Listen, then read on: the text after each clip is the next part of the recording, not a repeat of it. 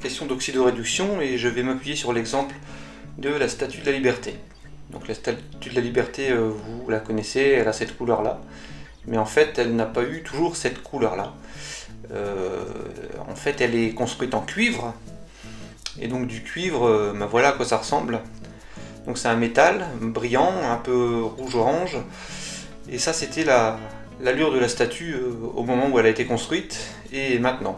Donc elle était en atomes de cuivre, et puis donc les atomes de cuivre se sont transformés, il y a eu une transformation chimique, et donc elle est recouverte d'oxyde de cuivre, ce qui lui donne cette couleur vert de gris. C'est la même chose si on a du fer, il peut y avoir une transformation chimique des atomes de fer, ça rouille, et donc on obtient de l'oxyde de fer. Donc il y a une oxydation de certains atomes. Donc si je reprends l'exemple du cuivre, une oxydation c'est quoi? C'est que les atomes vont céder des électrons pour former des ions. Donc le cuivre se transforme en ion Cu2+, en libérant 2 électrons. Et ces 2 électrons là vont être captés par une substance qu'on va appeler un oxydant.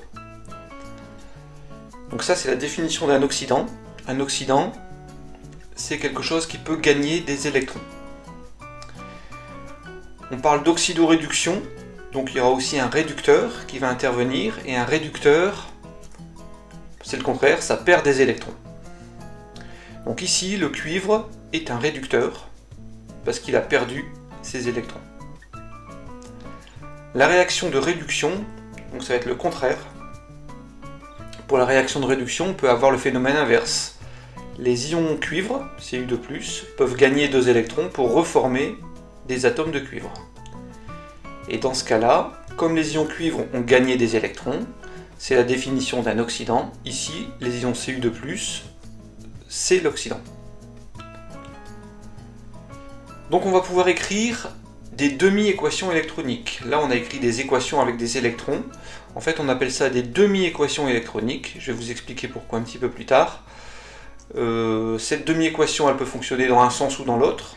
Donc on a toujours un oxydant, plus un certain nombre n d'électrons, qui devient réducteur. Et inversement, le réducteur peut donner un certain nombre d'électrons plus un oxydant. Alors pour retenir, un petit moyen mnémotechnique, un oxydant, ça gagne, et un réducteur, ça perd des électrons. Dans cette demi-équation, donc qui est représentée avec les doubles flèches, dans cette demi-équation, si on va de l'oxydant vers le réducteur, on dit que c'est une réduction. Et donc le contraire, si on va du réducteur vers l'oxydant, on dit que ça sera une oxydation. Alors je vous donne quelques exemples. On a donc des couples de oxydant-réducteur. On met toujours l'oxydant en premier et le réducteur après. On a ce couple-là, Fe2 plus Fe, et donc si on écrit la demi-équation électronique, eh bien ça sera Fe2 plus 2 électrons, ça va donner du fer. Un autre couple, Ag plus Ag, donc l'argent, Ag plus un seul électron va donner Ag. Encore un autre couple, le dichlore avec l'ion chlorure. Donc ici, il va falloir équilibrer l'équation parce qu'on a 2 chlores d'un côté. Donc ça sera Cl2 plus 2 électrons va donner 2 ions Cl-, pour que les charges soient équilibrées et puis les espèces chimiques soient équilibrées. Alors, maintenant on va parler des réactions d'oxydoréduction. Si je reviens sur ma Statue de la Liberté, en fait la Statue de la Liberté, à l'intérieur, il y a un squelette en fer, en acier. Ça peut vous faire penser un peu à la tour Eiffel, c'est normal, c'est Gustave Eiffel qui l'a élaboré. Donc sur ce squelette en acier, on est venu habiller ce squelette avec des plaques de cuivre. Et donc dans la Statue de la Liberté, c'est creux, hein. Dans la Statue de la Liberté c'est creux, et puis donc il y a un escalier qui va monter jusqu'en haut, jusque dans la tête de la statue, et même jusque dans la torche. Donc il y a un escalier, tout cela est en acier, et là on est dans la tête, donc recouvert de plaques de cuivre pour habiller ce squelette. Alors pourquoi je vous parle de ça? Parce que ici on a associé deux métaux, le cuivre et le fer. Et le cuivre et le fer ensemble, ça peut causer des soucis. Alors si je reviens sur ma feuille de cuivre, elle fait 2,5 mm d'épaisseur, et donc ces feuilles de cuivre, elles sont assemblées ensemble, donc elles ne sont pas très grandes, hein, ça fait entre 1 et 3 mètres carrés, et donc ces feuilles de cuivre sont assemblées ensemble par des rivets en fer. Donc ça c'est la feuille de cuivre, et on a des rivets en fer qui vont tenir les feuilles de cuivre ensemble. Ce qui peut se passer, c'est qu'il y a une réaction d'oxydoréduction qui va se dérouler, qui est celle-ci. Il y a une réaction entre les ions cuivre plus le fer pour donner du cuivre et des ions fer. Ça veut dire que la statue elle va pouvoir se dégrader si on ne fait pas attention.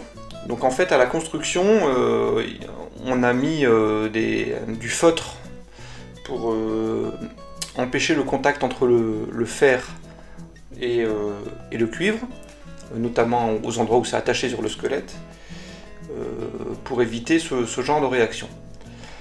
Alors on parle d'oxydoréduction parce qu'il y a deux réactions qui vont se passer en même temps. Il y a une oxydation et une réduction. Cette équation-là, c'est le résultat de deux demi-équations électroniques, Cu2+, plus 2 électrons, qui va donner Cu, et le fer, qui va donner Fe2+, plus 2 électrons. Donc en fait, c'est le fer qui est parti donner ces 2 électrons aux ions Cu2+. Donc on retrouve bien deux couples. On a le couple Cu2+, Cu et le couple Fe2+, Fe. Une équation d'oxydoréduction, ça va toujours mettre en jeu deux couples pour donner une équation globale. Donc la réaction a lieu dans ce sens-là. Cu2+ réagit sur Fe pour donner Fe2+ sur Cu. Donc ce que vous devez retenir, c'est qu'il y a deux couples oxydant-réducteurs qui sont mis en jeu. Ça veut dire deux demi-équations électroniques. Et avec ces deux demi-équations électroniques, eh ben, on va pouvoir obtenir une équation globale qui n'aura pas d'électrons, celle-ci. Alors je reviens sur le petit schéma en forme de gamma. C'est la règle du gamma, hein, pour qu'une équation d'oxydoréduction puisse se passer, il faut que l'oxydant réagisse sur le réducteur d'un autre couple. Je vous donne un exemple. On a ce couple-là. MnO4-, c'est l'ion permanganate, qui est en couple avec l'ion Mn2+. Et si on veut écrire la demi-équation électronique avec ce couple-là, eh ben, ça va s'écrire de cette manière-là, pour pouvoir équilibrer les charges et les espèces chimiques. Alors, comment est-ce qu'on fait pour obtenir cette demi-équation électronique? Parce que ça saute pas aux yeux à première vue. Donc je vous donne une méthode pour équilibrer une demi-équation électronique. Ça va se passer en milieu acide. Une méthode en 4 points. Et cette méthode est à connaître. Donc la première chose à faire, ça va être d'équilibrer les autres espèces chimiques que les H et les O. Deuxième point, ça va être équilibrer les atomes d'oxygène avec des molécules d'eau. Ensuite, on équilibrera les atomes d'hydrogène avec des ions H+. Et en dernier lieu, on équilibrera les charges électriques avec des électrons. Donc voilà les 4 points à respecter pour équilibrer les demi-équations électroniques. Donc si je reviens sur ce couple-là, au départ on a MnO4- et Mn2+, de part et d'autre de la double flèche. Et puis on va reprendre cette méthode pas à pas. Première chose, équilibrer les espèces autres que H et O. Alors les espèces autres que H et O, ici c'est l'espèce manganèse, Mn. On voit qu'on a un Mn à gauche et un Mn à droite. Même s'il est sous forme d'ion, il y a quand même un seul Mn. Ça veut dire que cette espèce chimique manganèse, elle est déjà équilibrée. Il y en a un de chaque côté. Donc pour la première étape, c'est bon. C'est équilibré, on peut passer à la deuxième étape. Deuxième étape, équilibrer les oxygènes avec des molécules H2O. Des oxygènes, du côté gauche, on en a 4, MnO4-. Ça veut dire qu'il y a 4 atomes d'oxygène à gauche, il faut en mettre 4 à droite, et donc on va rajouter 4 molécules d'eau. 4 H2O, il y aura 4 oxygènes. Troisième étape, on va équilibrer les hydrogènes. Donc si on équilibre les hydrogènes, on voit qu'à droite on a mis 4 molécules d'eau, c'est-à-dire qu'on va avoir 8 atomes d'hydrogène. Donc je vais mettre 8 H+, du côté gauche pour pouvoir équilibrer ces hydrogènes. Et dernière étape, on équilibre les charges électriques avec des électrons. Donc il faut comptabiliser toutes les charges électriques côté gauche, toutes les charges électriques côté droit, et on met les électrons qu'il faut pour pouvoir équilibrer ça. Alors si on compte les charges électriques côté gauche, on a 8 plus et un seul moins. MnO4-, il n'y a qu'une seule charge moins. Donc 8 plus, 1 moins, ce qui nous fait un total de 7 charges plus. Du côté droit, on a seulement l'espèce Mn2+, qui porte une charge, donc on a 2 charges plus. L'eau, c'est neutre, donc on a 2 charges plus du côté droit. Pour pouvoir équilibrer ça, avec des électrons, donc les électrons sont négatifs, on va devoir rajouter du côté gauche 5 charges moins. Donc 5 électrons, côté gauche, avec les 7 plus, ça fait plus que 2 charges plus. Globalement, ça équilibre avec le côté droit 2 charges plus aussi. Donc au final, on se retrouve bien avec cette équation-là. Cette demi-équation électronique-là. Donc vous savez comment faire maintenant pour équilibrer une demi-équation électronique. Je vous donne un autre exemple de l'établissement d'une équation d'oxydoréduction de A à Z.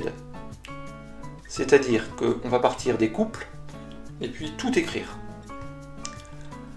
Alors l'exemple est celui-ci.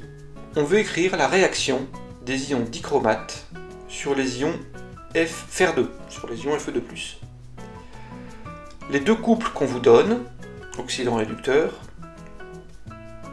c'est Cr2O7-, donc ça ce sont les ions dichromates. Cr2O7-, ce sont les ions dichromates. Les ions Fer2, c'est les ions Fe2+. Alors déjà, on peut voir si cette réaction elle est possible en appliquant la règle du gamma. On a un oxydant qui va réagir sur le réducteur d'un autre couple. Donc là, c'est possible. On va placer les couples de manière à écrire les réactifs du côté gauche. Donc les deux réactifs, ce sont les ions dichromate et les ions Fer2.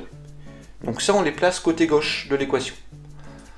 Donc je mets Cr2O7-, côté gauche, Cr3+, de l'autre côté, et Fe2+, côté gauche, et Fe3+, de l'autre côté. Lorsqu'on a placé tous les réactifs côté gauche, on va pouvoir commencer à équilibrer ces deux demi-équations électroniques. Et donc on applique la méthode qu'on a vue tout à l'heure. Donc première étape, pour la première demi-équation électronique, première étape, on équilibre les espèces chimiques autres que H et O. Ici, l'espèce chimique, c'est l'espèce chrome, Cr. On voit qu'il y a 2 chromes à gauche et un seul chrome à droite. Donc on va mettre un coefficient 2 pour équilibrer l'espèce chrome. Deuxième étape, on va équilibrer les oxygènes avec des molécules d'eau. On a 7 oxygènes à gauche. Donc on va venir mettre 7 molécules d'eau à droite pour avoir 7 oxygènes. Étape 3, on équilibre les hydrogènes avec des H+. Côté droit, on a 7 molécules d'eau, ça veut dire 14 hydrogènes. Donc côté gauche, on met 14 ions H+. Il ne reste plus qu'à équilibrer les charges électriques avec des électrons. Alors si on fait le total des charges électriques côté gauche, 14 plus, avec 2 charges moins, ça fait globalement 12 charges plus. Côté droit, on a 2 fois 3 plus, parce qu'il y a 2 chromes. Donc 6 charges plus à droite et 12 charges plus à gauche. Je vais devoir mettre 6 électrons côté gauche pour avoir 6 charges plus globalement de chaque côté. La première demi-équation est équilibrée. La deuxième demi-équation, ça va aller beaucoup plus vite. On peut reprendre la méthode, on voit déjà ce que ça va donner, mais on peut reprendre la méthode en 4 points. On équilibre les espèces chimiques autres que H et O. Ici, c'est le fer. Un fer à gauche, un fer à droite. C'est bon. Deuxième étape, on équilibre les oxygènes avec des molécules d'eau. Il n'y a pas d'oxygène, on ne met pas de molécule d'eau. Troisième étape, on équilibre les hydrogènes avec des H+, il n'y a pas d'hydrogène, on ne met pas de H+. Dernière étape, on équilibre les charges avec des électrons. Et donc là, l'électron, on va le placer de ce côté-là, parce que 3 plus et 1 moins, ça fait bien 2 plus, comme de l'autre côté. J'ai mes deux demi-équations électroniques, et donc je vais pouvoir les additionner pour obtenir l'équation globale. Ce que je dois faire, c'est faire disparaître les électrons à la fin. Dans l'équation globale, il n'y a plus d'électrons. Donc il faut que mes 6 électrons dans la première équation disparaissent avec les électrons de la deuxième équation. Donc je vais multiplier par 6 la deuxième équation pour pouvoir me débarrasser des électrons. Donc si on multiplie celle-ci par 6, je vais avoir donc 6, 6, 6.